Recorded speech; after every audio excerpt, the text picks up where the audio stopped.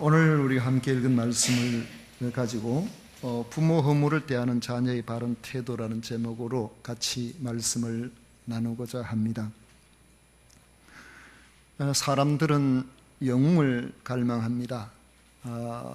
우리나라의 이 시대에 영웅이 있었으면, 슈퍼맨이 우리나라에 있었으면 좋겠다, 그 생각이 문득 듭니다. 영웅은 시리와 절망에 빠진 이들에게 용기를 주기도 하고 후대들이 살아가야 할 방향을 제시하는 교훈적인 의미를 담기도 합니다. 하지만 완벽한 영웅으로 알았던 사람에게서 허물이 발견되는 경우가 간혹 있습니다. 그러면은 우리가 많이 실망을 하게 되겠죠.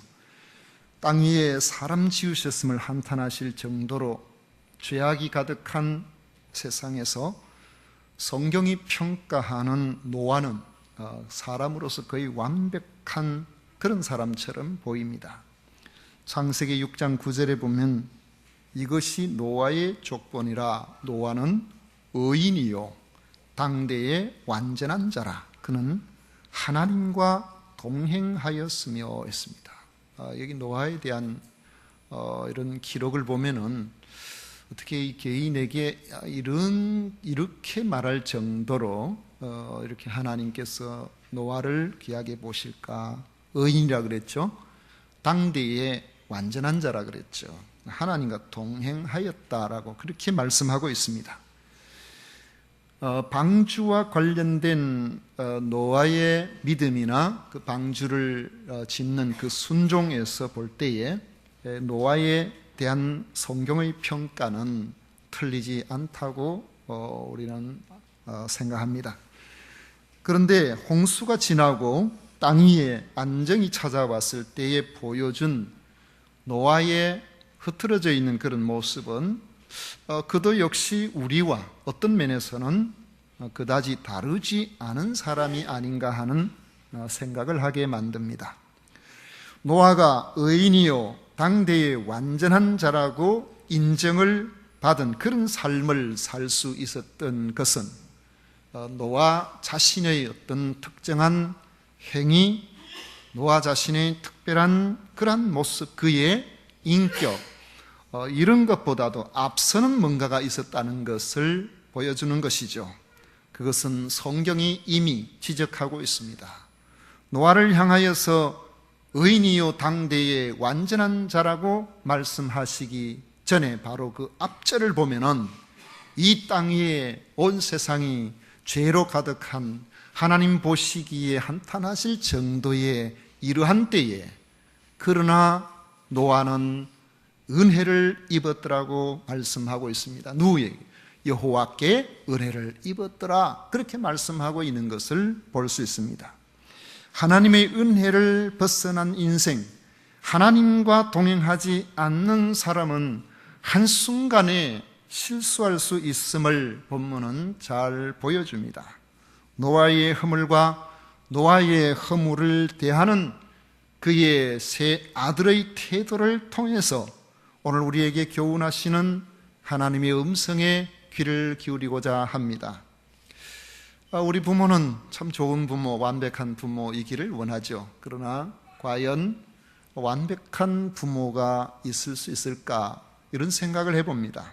20절에 보면 노아가 농사를 시작하여 포도나무를 심었다고 했습니다. 홍수 이후죠. 노아는 방주에서 나온 후에 아라랏산 부근에 머물렀던 것 같습니다. 이 아라랏산은 해발이 5,100m 정도 되는 아주 높은 산입니다. 그런데 이 아라랏산은 동쪽으로는 터키에 접해 있고 남쪽으로는 이란에 접해 있고 그리고 서쪽으로는 아르메니아에 접해 있는 그런 곳입니다. 네이버의 포털 사이트 네이버 뉴스의 어떤 2010년도에 했던 기사 가운데 보면은 홍콩에 위치한 기독교 영화 제작사와 터키의 과학자들로 구성된 탐사대가 이 아라랏산을 탐사하는 가운데서 해발 4,000m 정도에서 아주 거대한 목조 구조물을 발견했다고 하면서 그것을 직접 영상에 담아서 그렇게 제시해 놓은 그런 영상이 인터넷에 살펴보면 나옵니다. 그런데 그 목조 구조물은 해발 4,000m에서는 도무지 자라지 않는 나무로 되어 있다는 것이죠. 인위적으로 그렇게 할 수가 없는 거라는 겁니다. 그리고 그것은 탄소 측정 결과로 지금부터 약 4,800년 전의 나무라고 그렇게 이야기를 합니다. 성경에 나오는 바로 그 노아 당시의 방주와 동일한 시기입니다. 영상이 나오는데 이래 보면은 그 중간에 그 칸막이나 벽체나 이런 데 보면 아주 대단한 나무들로 이렇게 되어 있는데 그 탐사대가 이야기하기를 노아의 방주가 이것이 100%라고 말하기는 어렵지만은 99.9%는 노아의 방주가 아니겠는가 그렇게 이야기를 한다고 하는데 제 생각에는 뭐 99.9%나 100%나 다른 게 별로 없을까라고 생각이 됩니다만은 그 기사가 있고 그 기사 밑에 이렇게 댓글을 달아놓은 것 중에 하나가 아주 재미있는 댓글이 있습니다. 내가 지금 교회를 안 나갔더니만은 이거 보니까 다시 교회 나가야 되겠네 그래요. 그 사실이라고. 그렇다면은 이 성경이 믿을 수밖에 없지 않겠느냐 이제 그런 식으로 댓글을 달아놓은 것을 봤습니다만은 아라라산 서쪽 지역인 아르메니아 지방은 예로부터 포도 농사가 굉장히 유명한 곳입니다. 이곳에는 노아의 포도원이라고 전해 내려오는 유적지도 있습니다. 21절에 보면은 포도 농사를 짓던 노아가 포도주를 마시고 취하여 그 장막 안에서 벌거벗었다고 합니다. 원어에 보면은 이 포도주를 야인이라고 하는데 그런데 여기에 그냥 야인이라고 하지 않고 하야인이라고 했어요. 이 하는 이 야인에 붙은 정관사입니다. 바로 그 포도주라는 이야기입니다. 그 포도주를 그냥 포도주를 마신 것이 아니라 그 포도주를 마셨다라고 그렇게 말하고 있는 것이죠. 그렇게 본다면은 노아가 한 번도 포도주를 마신 적이 없는데 어느 날 포도주를 마시고 취했다는 것이 아니고 습관적으로 종종 포도주를 마셨다는 것을 보여주고 있습니다. 그렇게 마시다가 보니 어느 날 이 포도주를 과도하게 마시게 되고 그래서 깊이 취하게 된 것 같습니다. 인사불성이 된 노아는 자신도 모르게 장막 안에서 온 옷을 다 벗어버리고 수치스러운 모습으로 골아떨어져 있었던 것 같습니다.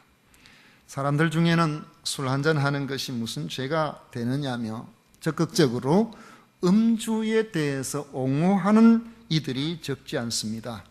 특히 포도주에 대해서 더 그렇게 이야기들을 하죠. 실제로 우리가 술 한잔 마신다고 포도주 한잔 마신다고 그것을 가지고 죄지었다고 사람을 정죄하는 것은 바람직한 태도는 아닐 것입니다. 그렇지만 술이라는 것은 여간한 절제력을 가지지 않고서는 방탕으로 이끄는 것이 사실입니다.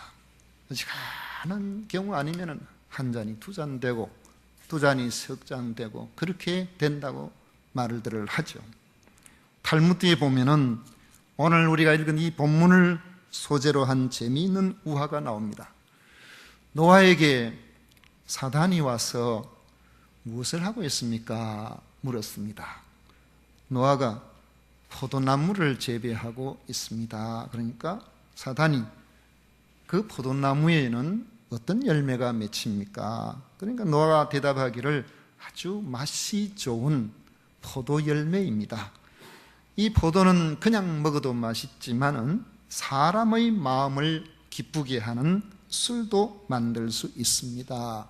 그렇게 대답을 하니까 그 말을 들은 사단이 그러면은 저하고 동업하는 것이 어떻겠습니까?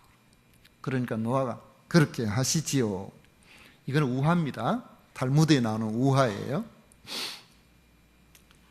그래가지고 이 사탄이 이제 자기가 사탄인 걸 숨기겠죠. 그러니까 노아가 속은 것이 아니겠어요? 그래서 노아와 더불어서 같이 동업해서 포도원을 이제 열었는데, 이 포도나무를 재배하는 중에 이 사탄이 노아 몰래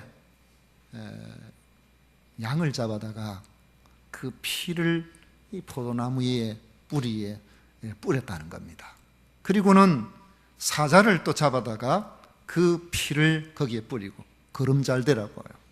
그 다음엔 돼지를 잡아다가 거기에다가 또 피를 뿌리고, 그 다음에는 원숭이를 잡아다가 거기에다가 피를 뿌렸다고 합니다. 그때부터 이 포도나무에서 열리는 포도 열매를 가지고 포도주를 담고 그 포도주를 마시게 되면은, 처음에는 한두 잔 할 때 양처럼 순하다가 조금 더 마시면은 사자처럼 포악해졌다가 좀 더 마시면은 돼지처럼 지저분해졌다가, 그리고 더 마시게 되면은 원숭이처럼 벌거벗고 춤을 춘다고 합니다. 그게 부끄러운 줄도 모르고 그렇다는 거예요. 노아가 지금 그 모습입니다. 포도주를 얼마나 마셨는지 스스로 옷을 벗고 완전히 벌거벗은 채로 장막에 있어도 부끄러운 줄 모르고 그냥 누워있는 그런 모습인 겁니다. 아무리 당대의 완전한 사람이라고 평가를 듣던 이라고 할지라도 잠시만 방심하면은 누구나 실수할 수 있음을 보여줍니다. 그러므로 우리는 고린도전서 10장 12절에서 말씀하고 있는 것처럼 선줄로 생각하는 자는 항상 넘어질까 조심해야 됩니다.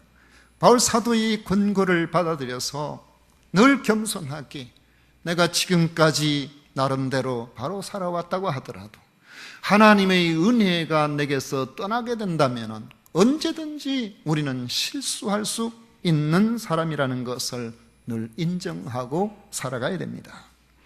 은혜를 사모하고 성령으로 충만함을 받지 아니하면 언제든지 부끄러운 자리에 떨어질 수 있다는 사실을 우리는 잊지 말아야 됩니다. 그런데 오늘 여기에 노아가 이렇게 부끄러운 모습을 보여주고 있는데, 이러한 부끄러운 모습을 대하는 노아의 아들들의 태도를 한번 보십시다. 22절을 보면 술이 취해 장막 안에서 옷을 다 벗고 있는 노아를 처음 발견한 사람이 나옵니다. 그는 노아의 둘째 아들 함입니다. 함이 아버지의 장막에 들어갔다가 벗고 있는 자기 아버지의 하체를 본 것입니다. 그는 밖으로 나가서 그의 형과 동생인 이 셈과 야벳에게 그 사실을 알렸습니다. 그런데 이것이 무슨 문제가 될 수 있을까요? 다른 사람도 아니고 자기 형제들에게 아버지가 이렇다라고 그렇게 이야기하는 것이 무슨 큰 죄가 되겠습니까? 그런데 24절에서 보면은 술에서 깨어난 노아가 그 사실을 알고는 이 함을 향하여 저주를 했습니다. 왜 그랬을까요?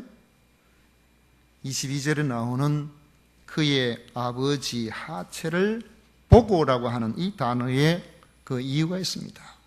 보고는 그냥 보았다, 눈으로 그냥 잠깐 헐깃 어쩔 수 없이 스쳐 지나가듯이 잠깐 보았다는 이런 의미로 쓰이는 단어가 아니고, 그 원어에는 목적을 가지고 면밀히 살폈다는 것을 말합니다.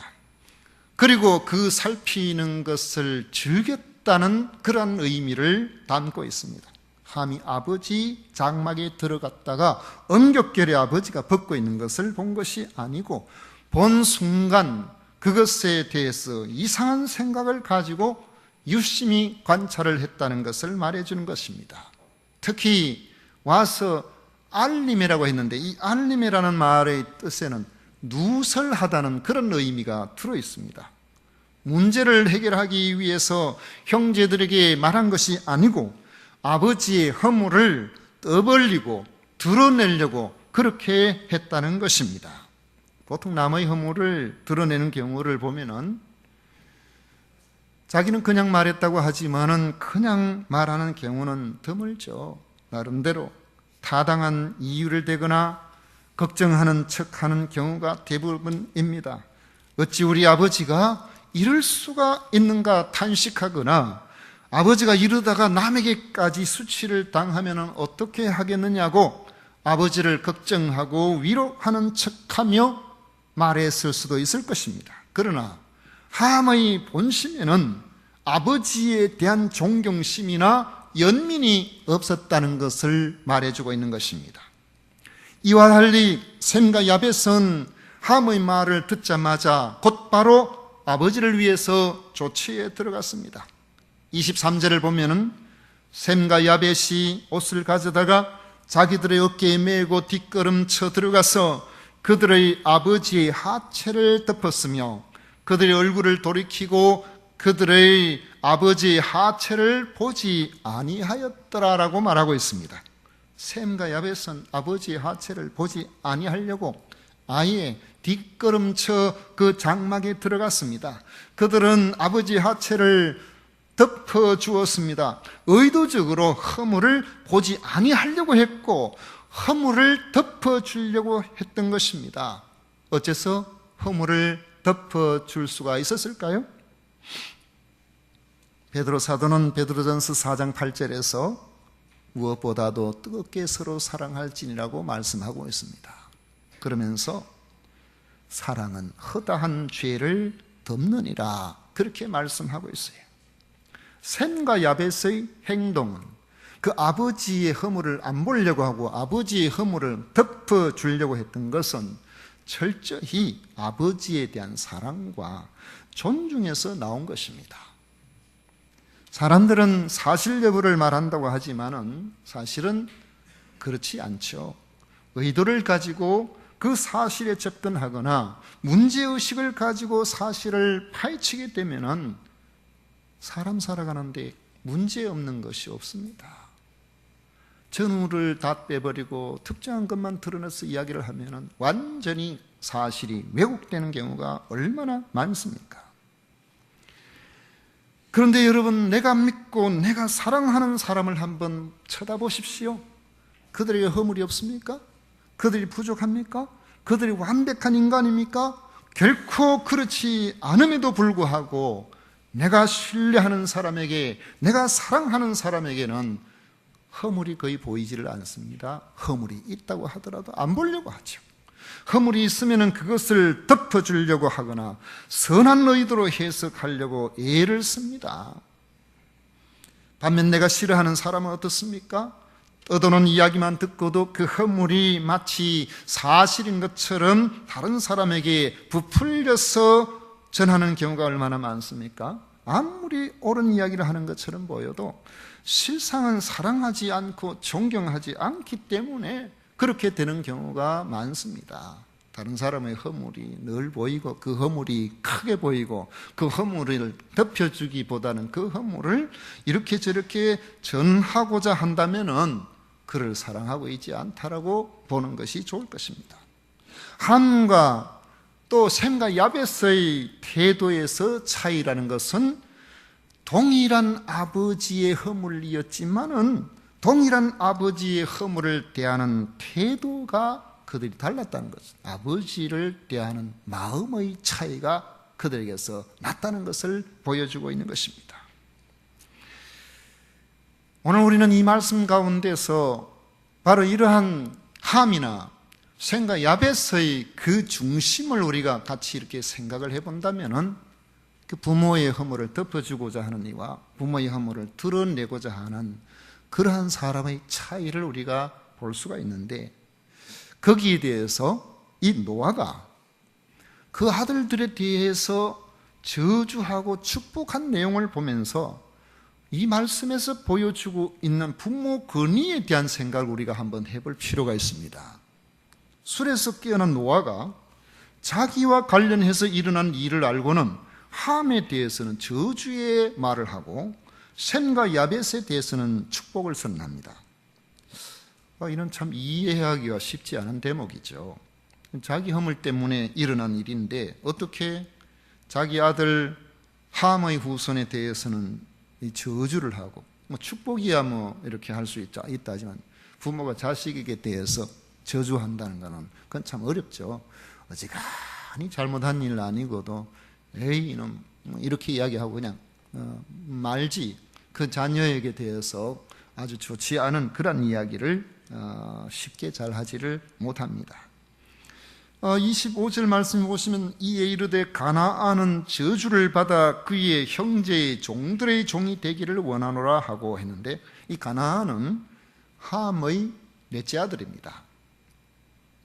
아버지의 허물을 드러낸 자는 함인데 그 손자인 가나안을 저주하고 있는 것을 볼 수 있죠. 뭐 때문에 그런지는 확실히 알 수 없지만은 노아의 허물을 드러내는 자리에 가나안이 자기 아버지와 함께 있었을 것이라는 견해도 있고, 또 가나안은 함처럼 이미 벌써 성적인 허물이 많은 사람이었을 것이라는 견해도 있습니다. 어찌되었든 노아는 아버지의 권위에 상처를 준 함에게 저주를 선언하였고, 그 저주는 이스라엘의 가나안 정복 때에 그대로 이루어졌습니다.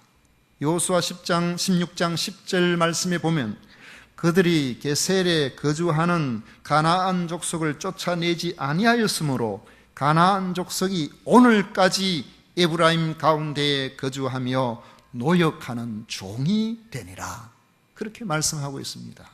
여러분, 부모의 권위는 엄청납니다. 자녀들을 많이 축복하시기를 축원합니다. 절대로 자녀에 대해서 부정적인 이야기를 여러분 하지 마세요. 왜냐하면 하나님께서 그 자녀의 입술을 통해서 나가는 그 말에 권위를 실어주시기 때문에 그 자녀의 말이, 그 자녀를 향한 부모의 그 말이 그대로 이루어지는 거예요. 여러분, 우리가 말을 할 때에 부모로서 자녀에게 무슨 말을 하는 것은 엄청난 일입니다. 우리 성경을 창세기부터 살펴보면요, 부모가 자식들에게 이렇게 축복하는 내용들을 보시면은 그 축복이 후대에 그대로 이루어져요. 그대로 이루어지는 것을 봅니다. 예전에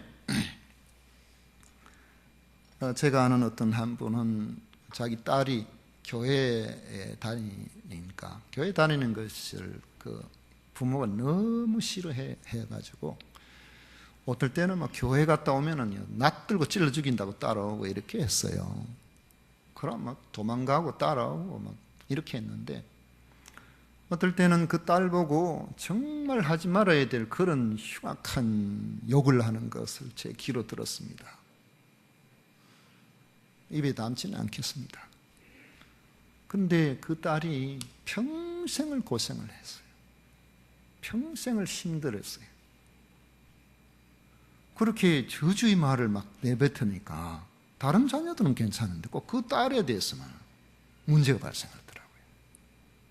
여러분, 부모는 이 아버지 하나님께서 이 부모를 통해서 그 자녀들에게 영향력을 끼칠 수 있도록 하나님의 권위를 우리 부모들에게 그 이양해 주신 부분들이 굉장히 많습니다.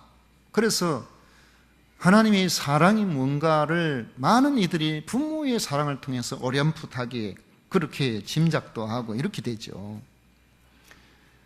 오늘 여기 말씀해 보시면 노아는 함에게는 이렇게 저주를 선언하고 셈과 야벳에게는 축복을 선언하는데, 26절 27절에 보면 또 이르되 셈의 하나님 여호와를 찬송하리로다.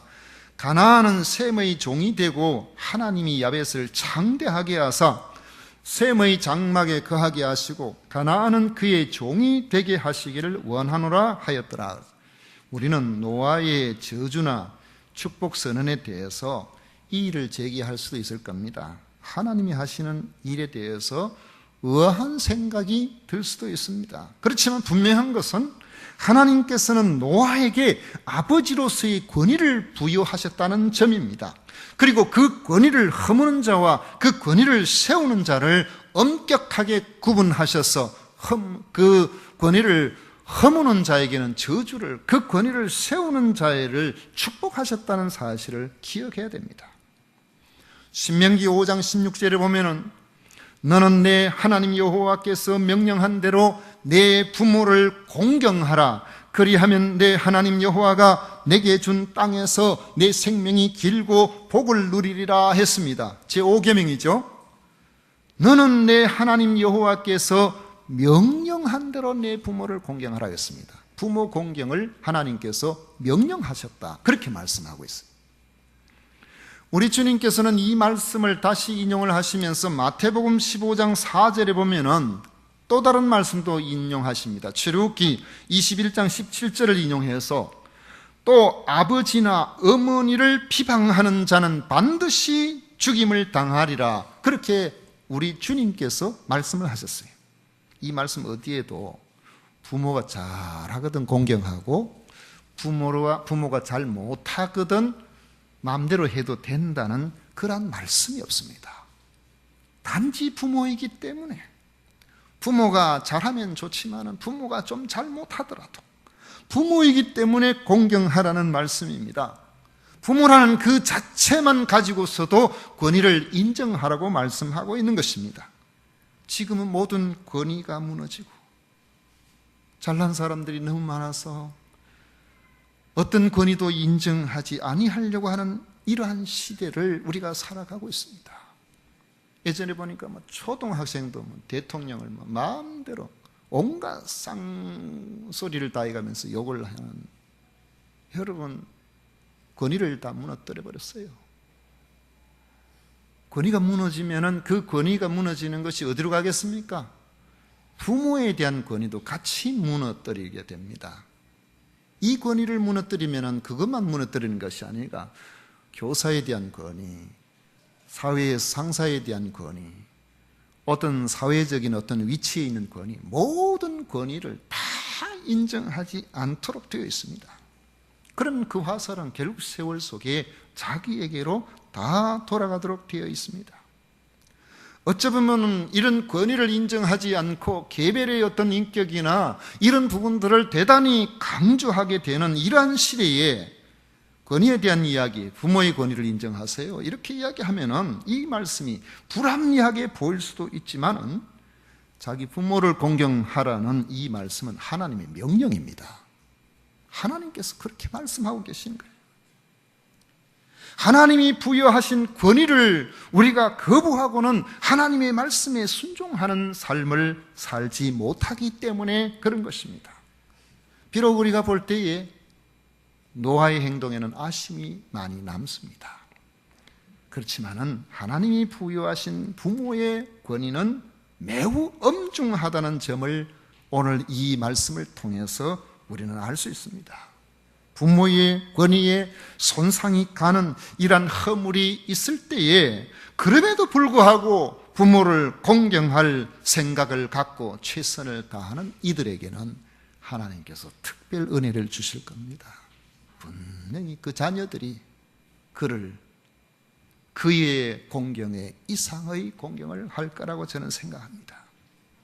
부모를 공경할 생각이 없는 자녀는 가급적이면 부모의 허물을 드러내어서 자신의 불효를 정당화하려고 시도하겠지만은 효성스러운 자녀는 가급적이면 부모의 허물을 보지 아니하려고 하거나 그 허물을 덮어드리려고 할 것입니다. 하나님은 부모의 권위를 실추하는 자와 세우는 자를 엄격하게 구별하셔서 허물을 드러내는 자는 저주하시고 그 허물을 덮어주는 그런 이들은 축복하신다는 사실을 오늘 본문에서 분명히 보여주고 있습니다.